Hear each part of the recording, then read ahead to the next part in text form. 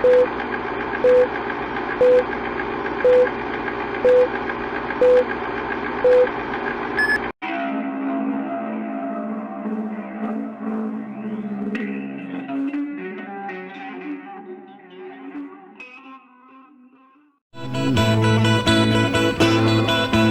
when the sun go down.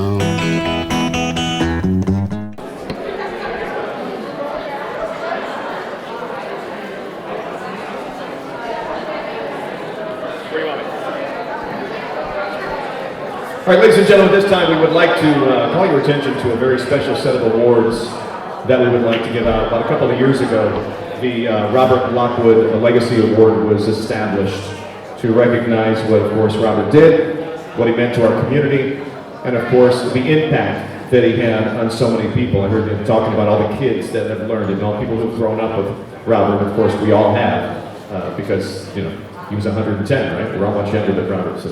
But we're very happy to be a part of this, and the Robert Lockwood Legacy Award is going out to 3 people tonight. We have 3 awards, and we'd like to introduce those folks right now and present those awards, beginning with Benny Costello Jr., who attended East Cleveland Public Schools and the Cleveland Music Settlement.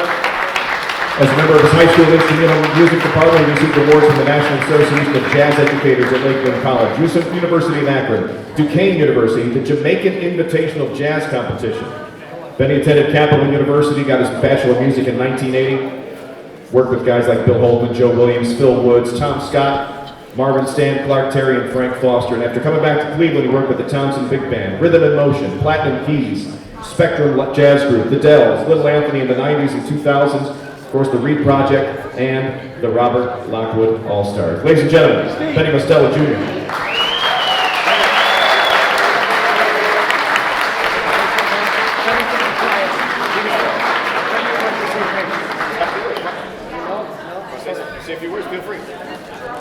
On behalf of musicians everywhere and every city around the world, we thank you guys for listening and for supporting us. And to the Robert Lockwood Legacy, thank you very much. This means a lot. Thank you.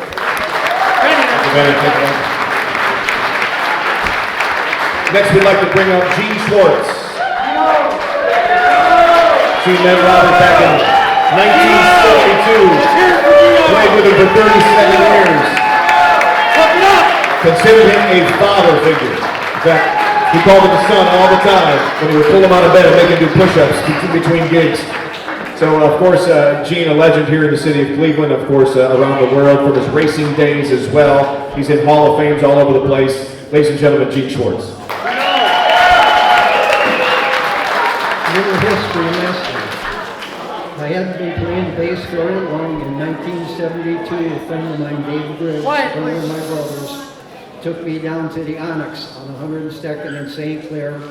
Robert had Possum playing the saxophone and the bass and switching off, and they were playing in the front window. I brought my bass down and sat in, and 37 years later, I was still with Robert. He was my mentor, my father. He was my second father, a great, great man. I went all over the world. He just took me everywhere. Thank you.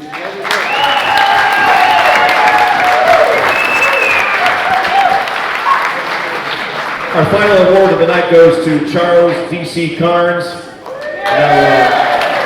DC couldn't be with us tonight, but we definitely want to recognize all he's done. Met Robert Lockwood back in 1992, and Robert asked him to play, and of course, history was made. So unfortunately, we will accept this award on behalf of him, but we'd like to recognize DC for all of his great work, and of course, continuing the legacy of Robert Lockwood Jr.